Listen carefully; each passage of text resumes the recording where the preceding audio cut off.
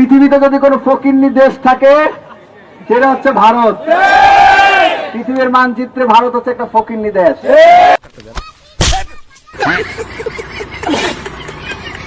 তবে আমাদের যুদ্ধ চলমান, আমরা বুঝে গেছি আমাদের মূল লড়াইটা হবে ভারতের সাথে। ভারতের আধিপত্য যেদিন মুক্ত করব, যেদিন সেভেন সিস্টার আমরা দখল করে নিব, সেদিন আমরা বিজয় দিবস উদযাপন করবো ইনশাল্লাহ। যেদিন সেভেন সিস্টার আমরা দখল করবো সেদিন হবে বাংলাদেশের বিজয় দিবস। क्या बोला क्या बोला?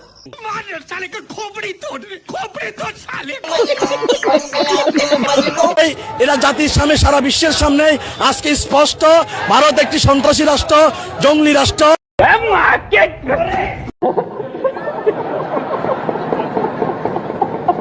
দেখেন ভাই, সেভেন সিস্টার পাওয়ার জন্য ডক্টর ইউনূস স্যার পাকিস্তানের সাথে হাত মিলিয়েছেন। বলছেন সেভেন সিস্টার যেভাবেই হোক আমাদের বাংলাদেশের অংশ হিসাবে নিয়ে আসতে হবে। আর পাকিস্তানের প্রেসিডেন্ট বলতেছে যে আমিও আপনাদের সাথে আছি, আপনারাও চালিয়ে যান, যা কিছু প্রয়োজন আমি দিব। ভারতের সাথে বন্ধুত্ব করবেন তাহলে চট্টগ্রাম হারাবেন, আর পাকিস্তানের সাথে বন্ধুত্ব করবেন তাহলে সেভেন সিস্টার দখলে নিয়ে আসতে পারবেন। এখন সিদ্ধান্ত আপনাদেরই। नॉर्मल डिलीवरी में मदद हम ही लोग किए थे। समझ में आएगी नहीं? 1972 में जब तुम्हारा पाकिस्तान से नॉर्मल डिलीवरी नहीं हो पा रही थी ना, तो हम ही लोग ने नॉर्मल डिलीवरी कराने की कोशिश की थी, बाद में ऑपरेशन से कराना पड़ा। এই ভারতকে আমরা শিক্ষা দিব, ভারতের সীমান্ত পরিবর্তন করে দিব, ভারতের ভৌগোলিক অবস্থান থাকবে না, শিক্ষা দিব। ভারত আমাদের একমাত্র শত্রু। तुम्हारे नॉर्मल डिलीवरी में मदद हम ही लोग किए थे। ए मोदी के बच्चा सुन ले, मैं बांग्लादेशी है, पाकिस्तान मेरा भाई है। ए मोदी के बच्चा सुन ले, मैं बांग्लादेशी है, पाकिस्तान मेरा भाई। क्या बोला क्या बोला? মানে মনে হচ্ছে কাকের পায়খানা ঘর। মুখ দেখে তো মনে হচ্ছে দিনে গাঁজা খায় আর রাতে পাউজ মারে। ভারতের বাজেট যতটুকু, তার 40 ভাগের 1 ভাগ ওরা বাংলাদেশ থেকে নিয়ে যায়। প্রায় 1,20,000 কোটি টাকা ওরা প্রতি বছর বাংলাদেশ থেকে নিয়ে যায়।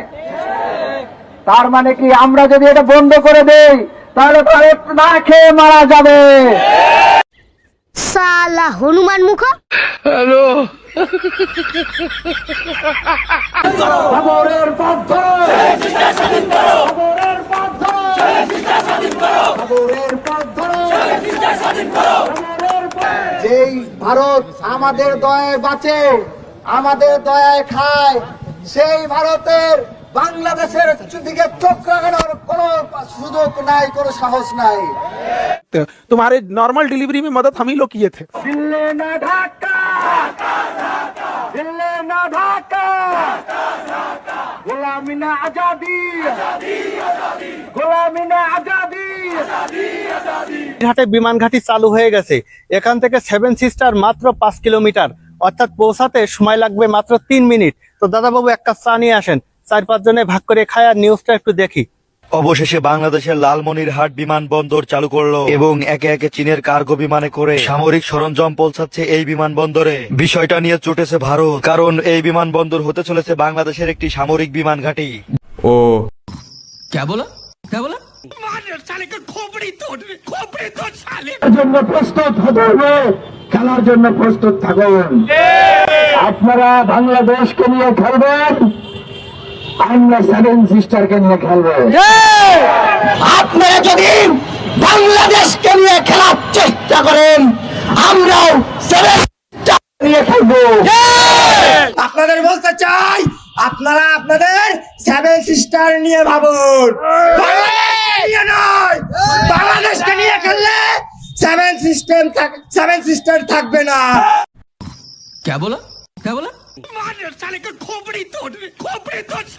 ধর্ম নিয়ে নাকি কিছু মন্তব্য করেছিল, তাই তাকে প্রকাশ্য হত্যা করে পুড়িয়ে দিয়েছে।